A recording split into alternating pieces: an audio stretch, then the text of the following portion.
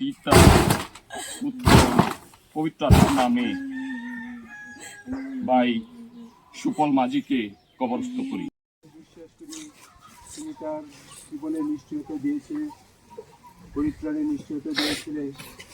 তার জীবৎকালে তুমি তোমার অনুগ্রহ আশীর্বাদ তুমি তাকে দিয়েছিলে। এমনিভাবেই তুমি তার জীবনের দ্বারা তুমি গৌরবান্বিত হয়েছিল। আমরা বিশ্বাস করি তুমি এই সন্তানকে নির্ধারিত সময় তোমার কাছে নিয়েছো। তার যোগ্য সংসার সমস্ত দুঃখ কষ্ট যন্ত্রণা থেকে তুমি তাকে মুক্ত করেছো। আমরা প্রভু তার জীবনের জন্য ধন্যবাদ দিই। আমরা প্রভু এই মুহূর্তে কিন্তু প্রার্থনা রাখি রেখে যাওয়া স্ত্রী কৃতি সন্তানের জন্য। প্রভু এই মুহূর্তে তারা নিতান্ত সুখার্ত। এই মুহূর্তে আমাদের সন্তানের এবার ভাষা নেই। আমাদেরকে একত্রিত করেছে, তবু আমরা এক সহযোগিতা আমরা মিলিত হতে পারি এবং আমাদের এই প্রিয় ভাইকে শেষ বিদায় জানাতে পারি। আমরা যদিও আমাদের মনে দুঃখ আছে, আমাদের কষ্ট আছে, কিন্তু তবু আমরা তোমার বাক্য থেকে আমরা শিক্ষা পেয়েছি যে প্রভু আমাদের এই ভাই তোমার সাথে আছে এবং এটাই সবচেয়ে বড় সান্ত্বনা আমাদের জন্য।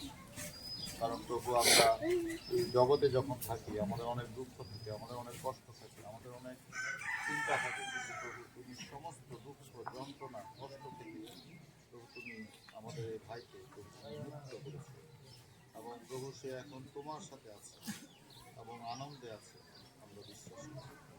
এবং প্রভু আমরা আগামীকাল তোমার এই পৃথিবীতে আসার দিন আমরা স্মরণ করবো এবং এই উদ্দেশ্যে তুমি এসেছিলে যেন পৃথিবীর সমস্ত মানুষ তোমাকে বিশ্বাস করার মধ্য দিয়ে যেন মুক্তি লাভ করতে পারে।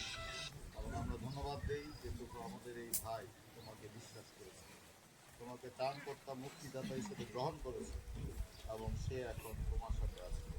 তাই প্রভু আমরা তোমাকে ধন্যবাদ দিই, কৃতজ্ঞতা জানাই। আমরা বিশেষভাবে প্রার্থনা করি আমাদের শ্রদ্ধেয় দিদি এবং তার দুটি সন্তানের জন্য এবং পাশাপাশি আমরা যারা আজকে প্রিয়জন আমরা যারা আমাদের অনেকের দুঃখ আছে, যদিও আমরা জানি যে তোমার সাথে, কিন্তু তারপর আমাদের অনেক জাগতিকভাবে আমাদের দুঃখ কষ্ট আছে, আমাদের শোক আছে। একমাত্র আমাদের সান্ত্বনা দানকারী ঈশ্বর প্রভু। তাই প্রভু আমরা তোমার কাছে রাখি, তো তুমি সাহায্য করো এবং কিছুক্ষণ পরে